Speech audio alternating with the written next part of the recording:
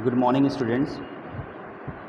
In my last video, we have been discussed about the chapter number 3, private, public, and the global enterprises. Yesterday, we have been discussed about the private and the public. Now, today we will discuss about the public corporations and also known as the statutory corporations. Now, let me start the statutory corporation. What is known as the statutory corporation is a body corporate actually is formed by the special act of the parliament or by the central or the state legislature. It is fully financed by the government. Its power, objects, limitations, its sector are also decided by the act of the legislature. For example, we can say that is called the Airport Authority of India, AAI, NHAI, National Highway Authority of India, State Bank of India, RBI, LIC, warehousing corporations, ONGC. These are the public corporations which is controlled by the government organizations under the act of the legislations. Let me talk about the features of the statutory corporations. The main characteristics of the public corporations are: it is created by the central or state government. The act of the parliament or the state central or the state legislature. The powers, objective and limitations of the public corporations are defined in the act only, because it has the several separate legal entity. It operates under the total control of the central or the state government. It is managed by the board of directors who are nominated by the government. The public corporations has its own rules of the recruitment and the remuneration for its staff and employees. There is a less government interference in the matters of the corporations, because it has the main motive of the public corporation is service to general public.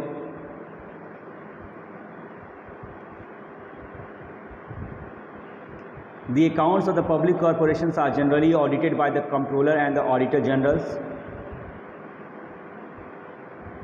It's accountable to the parliament of the state legislature for its operations. It has to submit the annual report on its working. Now let me talk about the merits and advantages of the public corporation. It is the autonomy and independent of the freedom from the external control of operations. What is this? This is a public corporation is able to manage its affair with independence and the flexibility. The absence of the political interference. Its board directors consist of the business experts and also the representatives of various groups such as the labor, consumer nominated by the government. The quick and prompt decision of public corporations is relatively free from red tapeism, as there is less file work and less formalities to be completed before taking decisions. Ease of the raising capital. Actually, it's work for the service motive. The activities of the public corporations are discussed in Parliament. These ensure the protections of the public interest under the rule and the regulations. It's also attract to increase the capital. What are the merits? What were the merits? I told you. Now let me talk about the demerits. No flexibility in operations. Why? Because it is the autonomy and the flexibility of the public corporation is only for the namesake. Practically, ministers, government officials and political parties often interfere within the working of these corporations. Misuse of the power. Because the government board of the public corporations may indulge in unfair practices, it may charge unduly high price to cover up inefficiency. When undertaking require monopoly power, where undertaking requires special power defined by the act or the statute, where undertakings require regular grants from the government, where the undertaking requires appropriate combination of public accountability and the operational autonomy. It also has a rigid structure. The object and the power of the public corporation are defined by the Act, and these can be amended only by the amending the statute or the Act. Amending the Act is a time-consuming and a complicated task. What are the government companies under the public corporations? Government company is established under the Indian Companies Act 1956 and is registered and governed by the provision of the Indian Companies Act. The government company may own any company in which at least 50% of the paid up shares capital is held by the central or the state government or partly by the central or the state government. The companies are ruled by and actually it is governed by the government of India, like any other registered companies. For example, just like Bharat Heavy, BHEL, SAIL, Hindustan Machine Tools, state trading corporations. What are the features of the government company? It is an organization created by the Indian Companies Act 1956. All the provisions of the Companies Act are applicable on the government company. Government can exempt it from some provision by passing a special resolutions. The company can file a suit in the court of law against any third party and be sued.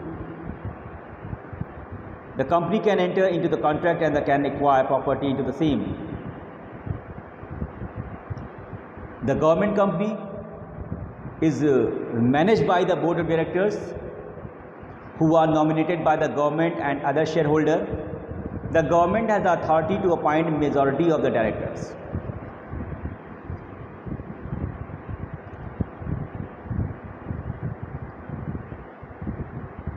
The employees of the company are appointed according to their rules and regulations as contained in the memorandum and the articles of the association.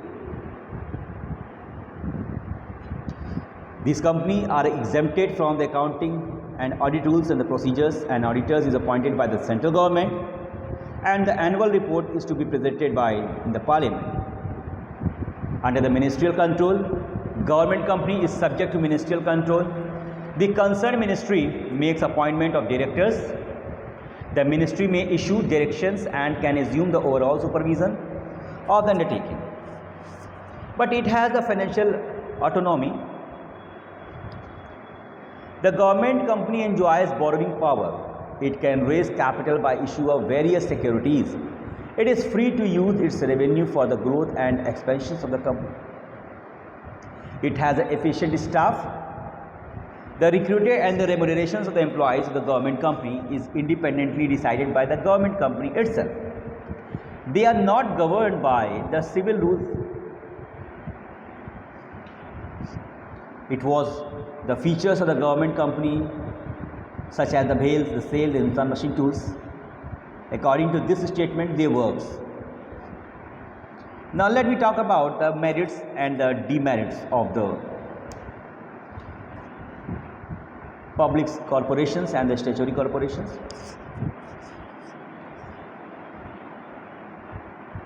The main advantages of the government companies are administrative autonomy, because it has a separate act in the parliament, but it's not required. The government company is relatively free from the government and political interference. It can function freely and smoothly under the general vigilance of the government. Suitable changes can be introduced whenever needed within the provisions of the Companies Act. It has a separate legal entity apart from the government, because the government company is managed, financed and audited just as any other private sector company. It can therefore secure greater flexibility, freedom of operations and the quickness of actions in running the enterprise.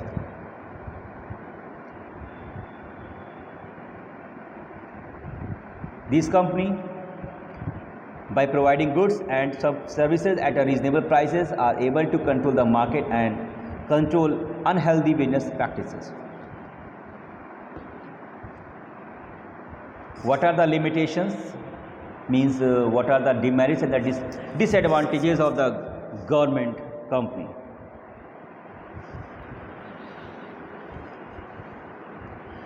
The major drawbacks of the government companies are: the government is only shareholder in some companies. The provisions of the Companies Act does not have much relevance. It has the freedom and the flexibility offered government company is true theoretically only. In actual price, the government, being the major shareholder, dictates the terms and get the things done in its own way. The constitutional responsibility: the government companies are treated as the personal property of the ministers.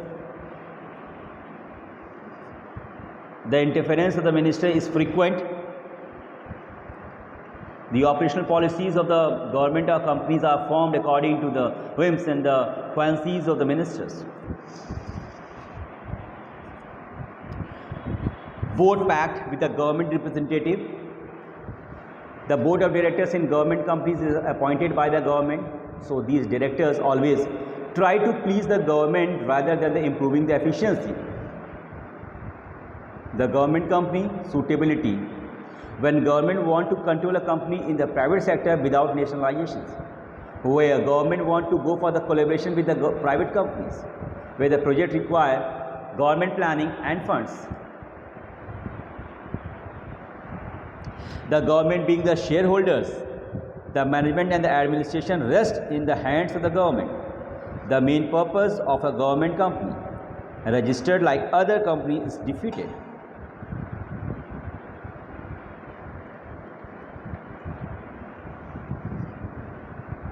We will discuss on the changing role of the private sector and the multinational companies and the global enterprises and the public-private partnerships.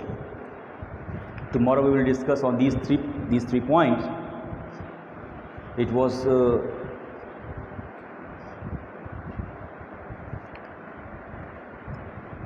lecture on the public corporation and statutory corporations. We will start on tomorrow with the next topic. Thank you. Have a nice day.